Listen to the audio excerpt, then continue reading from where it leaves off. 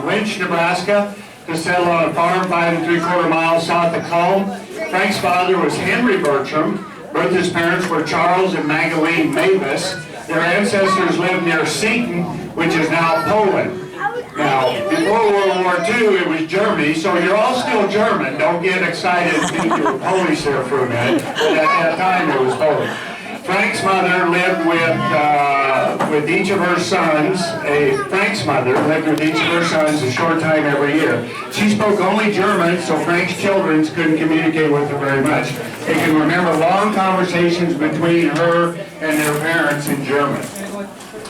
Frank Bertram spent 52 years on the same farm south of Colome. Jean Bertram lives there now, struggling through the Depression and wondering how they were going to make it. They lived in the same 3-bedroom home until 1948, when they built a new home, which was greatly appreciated as there were still 7 children at home. And that's the home that Jean is in now, and many of us, at least his grandkids and cousins, remember that home. Frank was a great blacksmith and spent many rainy days in a 12 by 18-foot building making log chains, hitch pins, single tree, and double tree parts. He also did a lot of blacksmith work for his neighbors and friends. Bud bought the forge he used on the farm sale held May 7, 1977. Skip over just a little bit in the interest of time. Dorothy recalls washing clothes behind the house, no room inside, in a wooden machine with a handle you turn back and forth.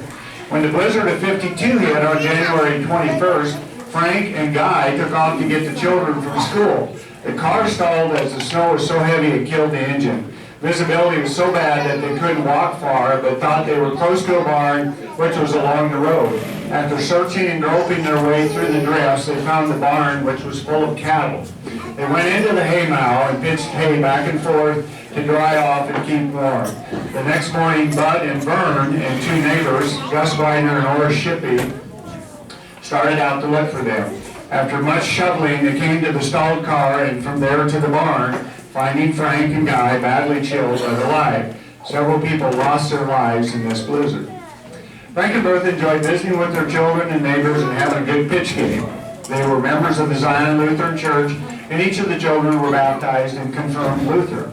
Every Saturday evening they went into Colome to do their trading and enjoyed an evening of visiting. And I know many of you remember Grandpa pulling into town and parking, and he would get out and go for his customary single beer, usually in the saloon nearby, and Grandma would sit in the car oftentimes, especially as she got older, and the whole circle of family would make their trip by the car and visit with Grandma in the car. So she was never lonely, I do remember that, even though she never got out of her seat. So. Yeah.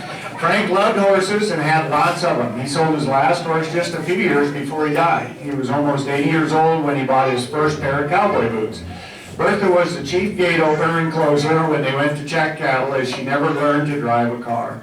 One time the car wouldn't start, so Frank pulled it with the tractor, and Bertha drove the car. You could imagine that. You can imagine the fun it must have been.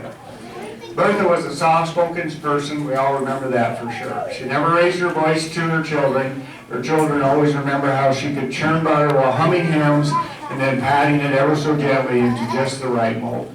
Frank and Bertha celebrated their 50th wedding anniversary October of 1968. Frank died January 7th, 1977, and Bertha died September 8th, 1988. So we all have many, many more memories of that and of our grandparents, Frank and Bertha. And but in the interest of time, we're going to go move on. This story, as well as a lot of other neat things, is in the Bertram cookbook, which we did, 15 years ago or something. So if you want to get all of the rest of the story and even some more anecdotes, go back to the cookbook.